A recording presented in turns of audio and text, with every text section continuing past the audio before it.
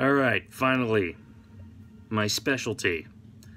Some things have advanced in the foreign policy world, and you might not know what the hell's going on, and you might be wondering what are the implications. Of course, I'm talking about Kim Jong-un and the rumors of his demise. Yeah, it's actually a really bad situation. This is a big international oh shit moment. Are the Chinese involved? You bet your ass they're involved. I mean, did they assassinate him? I don't know. Maybe. I mean, the doctor they sent to treat him for whatever that surgery he had, had tested positive for COVID. They kicked that under the rug. I mean, that's an assassination attempt. If that's true, that's what Japanese intelligence was saying, apparently.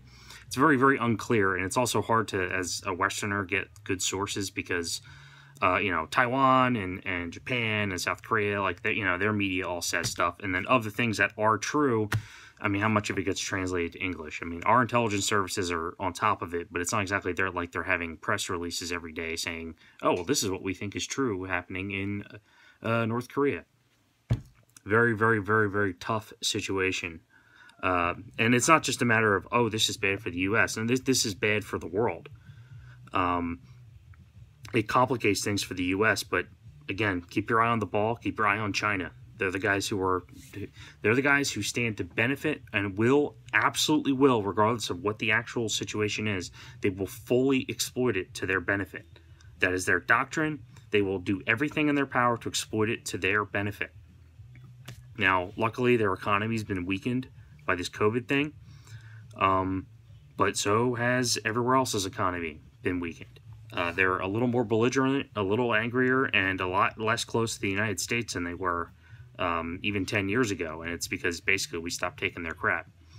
It's a mess. So basically, what happens? Jong-un, he drops dead, he's in a coma, whatever. He's no longer leading the country, and it's actually kind of unclear now even what the hell the status of things are. But essentially, that instability with North Korea, it used to be a card basically South Korea could play against China. Basically, it could be, hey, we can kick up a war, and then you'll have to deal with millions of refugees on your border. And you probably don't have the economy or the guns to arm them enough to have them win this time, especially because the Americans are going to get dragged in immediately. Well, that sounds great and all, except for the fact that that instability is now the reason basically to keep U.S. troops and ships north. Peace between North Korea and South Korea does not benefit the Chinese at all, because they look at it and they say, okay, now the Americans can focus south, and we can't be playing games in the South China Sea.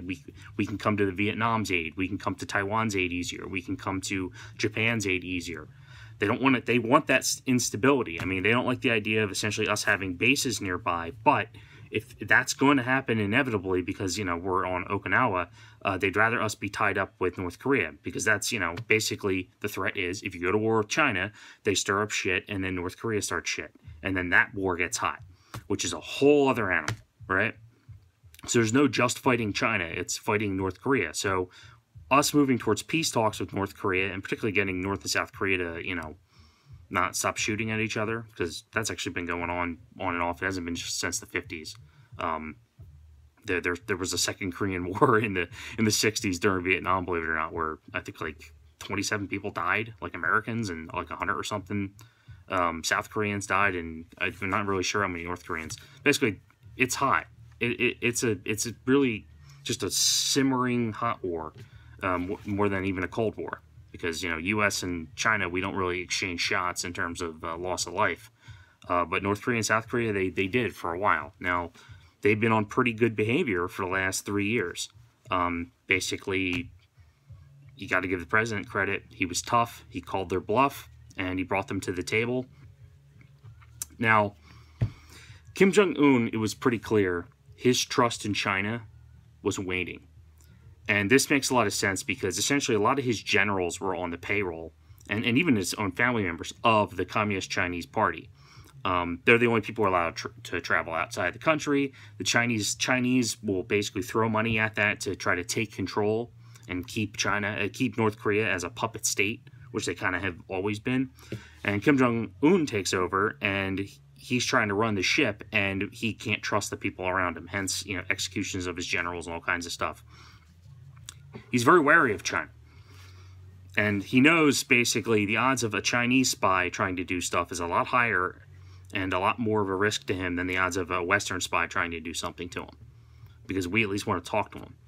So, Kim Jong-un starts making, basically, you know, moves to try to negotiate with the U.S., starts trying to basically get some sort of peace talks with the South Koreans so that at least threat gets alleviated and then maybe they can actually focus on having an economy. That was bad. The Chinese didn't like that. So would I be surprised that they offed him, or they essentially facilitated his demise? Not at all, because they benefit from it. They benefit from it greatly, and it's not like there's a lot of press up there to figure out what the hell's going on. So what's happening now? Kim Yo Jong, or Kim Yo Jong. I think it's Jong. That's his sister, the waifu of death, as much fan art has described her.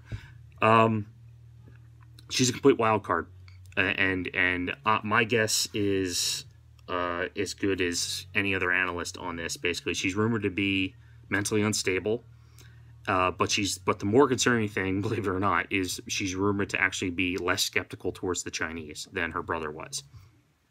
Now, China is likely to have already been grooming her. Should Western intelligence have been grooming her? Probably, but they didn't pay attention to her. Why? Because she wasn't next in line for succession until all of a sudden Kim Jong-un's dropping dead right now. All right? He apparently signed some documents before he went into a coma to make her next in charge. Yeah, okay, sure. I really believe that. I don't believe that. I don't believe that for a second. Because I don't think Kim Jong-un is the type of person who would basically enable someone... that's why a dictator doesn't have a vice president, because, if you have a vice president and then basically that means, oh, you're a heartbeat away from that guy becoming supreme leader, even within their own family. That's not how dictators operate. I mean, Fidel Castro had to be, he was pretty much effectively dead before Raul took over. And, you don't see that until the late stage of dictators who are really, really, really old. Kim Jong-un, I think he's slightly older than me. No reason to do that. So, one of the things that scares me about Kim Yo Jong is that she's had power without responsibility, which will inevitably lead to unstable leadership. That's a sentence I wrote there and just read out, right? No, what does that mean? Basically, she has similar in terms of fear and power, in terms of your things you go about your daily life, that Kim Jong-un has. She's going to get all the luxuries. She's going to get all the treatment, all the respect, all the salutes. If she wants you put to death, you get put to death. If she wants your husband or your boyfriend, guess what? She's getting it. Nothing you can do about it. She gets to travel the world, live a lavish lifestyle, and be just the darling of the North Koreans. But what she doesn't have to do is deal with the bullshit that being a dictator means you have to deal with. Kim Jong-un, yeah, not a very great guy. I'm not saying, oh, this makes him a saint, but he actually did have responsibilities as a dictator. He's got to make sure the country runs. Yo Jong, no, she doesn't. She's never had that responsibility. Now all of a sudden she's in charge, and we don't know what the hell is motivating her. Maybe she feels that, the U.S. needs to be punished or something, or she has a hatred for the South Koreans, or the Chinese have been grooming her, and God knows what kind of crap they filled her head with. It's scary. We really don't know what the situation is. So what can happen, essentially, if Yo Jong takes over? Well, there's a good chance that there will be a coup from the generals. And the generals, I mean, within North Korea. Jong-un purged a lot of them, but he also, that means there's new people with new motivations who are coming up the ranks. We don't know much about who's in charge over there militarily, because the guys who are, have been around for a long time, sometimes since the Korean War, the first one, not all those guys are in power anymore, so we can't really study that and be like, okay, well, we know where this guy feels, and we know this guy, and we know this guy's kid went to Oxford or something, so we have some sort of an in there. We have none of that. We have all these homegrown people who may or may not be loyal to Kim Jong-un. And now that Kim Jong-un is gone, they may or may not be loyal to North Korea. They may be loyal to China. They may be loyal to South Korea. They may actually say, hey, you know what, this is, I was wealthy, fortunate, got to travel outside of North Korea, and I saw how basically the West lives, and I want to end this dictatorship. I want to end the communism, right? There might be somebody who's completely westernized and they're a general or they're a lieutenant or something, and they've kept their mouth shut, and now all of a sudden the dictators drop dead, and there's somebody in charge who's kind of at a weak point right now. Maybe you'll move to coup. But the thing is they're all looking over each other's shoulders to basically see who's going to make the first move. Now, I expect that Yo Jong is going to immediately try to single out and figure out who's not loyal. Expect some people to be executed just from, looking at her funny. Basically, she needs to consolidate. Her as dictator, first thing she's going to try to do is consolidate the people around her to basically the minimum possible and the most fiercely loyal. Maybe she's having an affair with a general or something. We don't know what's going on here. She's going to pick very specific people, and if you're not in there, you have a pretty good chance of getting axed or getting completely shunned out and not being in a position to launch a coup. Now, what does a coup do? What would that look like? Well, we don't know, because the generals will be fighting each other. We don't know how many are basically on the Chinese allied side. We don't know how many will be on Yo Jong's side, and we don't know how many will be on the Western side. And we don't know how many will just be North Korean ultra-nationalists, and they just hate everybody. We don't know. We don't know how that's going to line up, and it's going to be a mess. Whatever happens, it's going to be a mess. With the exception being if she does manage to consolidate her power. Now, what do we do as the West, as the United States, and we see this and we go, oh shit, what is happening, right? We have to gather intelligence. That's paramount, because we simply do not know what's going on right now. We don't want to make aggressive moves. We don't want to be rash. We don't want to set a carrier group immediately. Unless there is a threat. If there is a threat, you might be able to head it off by reminding them who's boss. But also, you don't want to give somebody an excuse to say, oh my God, the Americans, they're moving to attack us, and then we're going to do this. Either, kill her and take over, or sign a quick alliance with China, or something crazy. Something crazy might happen. We just have to gather intelligence. I actually trust our foreign policy guys for once at the helm. We're going to do what we can to avoid war, but you have to be ready for it. And that's the best way to avoid it, is to be in a position. It's like positioning yourself for the checkmate and then never making the move. That means if you set up the board where you're basically one move away from checkmate, nobody's going to play you. And that's that's the goal of essentially foreign policy with North Korea and China, is you always want to make it so you're maybe 1 or 2 moves away from checkmate and it's unavoidable. And if you can do that, then they're never going to start the fight with you. Now, if they don't realize that, or they get irrational, or there actually is some sort of civil war, and then China steps in and South Korea goes across the border, and then the U.S. gets tied in, it could be insane. It could be a lot of dead people. But it could also be that maybe they get pushed into the Chinese camp, and that would be a total mess, right? Or they just start some sort of conflict, and they just start fighting with the South on their own, and it's such a weird mix that the U.S. isn't quite drawn in because we don't want to invade, but then South Korea is fighting, and it draws all this attention.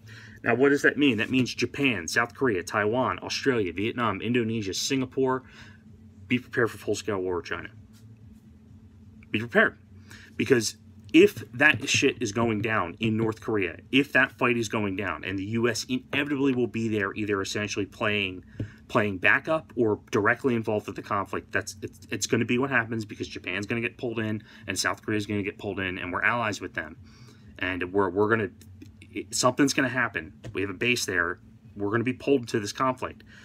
China is going to put up just enough pressure to make sure the maximum amount of our forces and time and attention get tied up there, including Japan, including Taiwan, including South Korea. And they're going to use that distraction, and they're going to make very, very violent, very, very dangerous moves in the South China Sea. They'll move against all the Australians. They'll move against the Vietnamese. They'll move against Indonesia's assets. They'll move against Singapore. Hong Kong, bite the pillow. If fighting starts in North Korea, bite the pillow, because one of two things is going to happen. Either it's going to go into a full-scale war, where basically the only way Hong Kong's going to be liberated is if, U.S. Marines storm it. Or it's going to become such a hotbed where nobody wants to essentially step in and be the one who triggers the big fight, that China is just going to use it as an excuse to move in as much military force as they want into Hong Kong and just completely oppress you. So, not a good situation for Hong Kong. There's not much we can do. I mean, we can do the sanctions. I suspect that's what we'll be doing.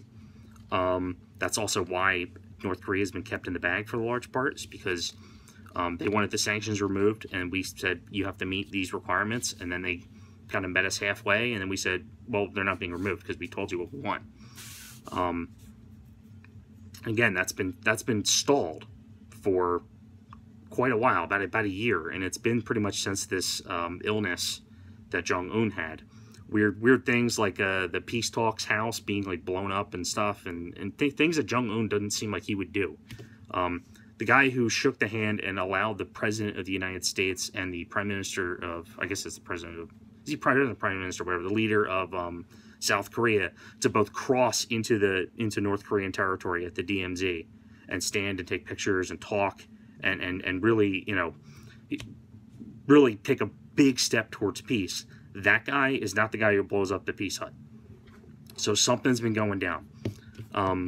It's very confusing as to what the missile test stuff is. There's a lot of misreporting. Sometimes they'll just, you know, have a routine anti-tank missile being fired or something, or like an anti-air, or like they'll just be doing like a routine missile test, and people act like, oh my God, they're shooting ballistic missiles into the sea.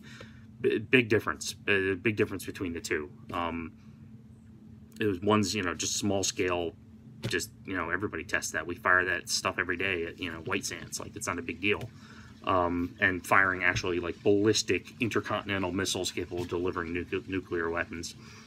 Big difference.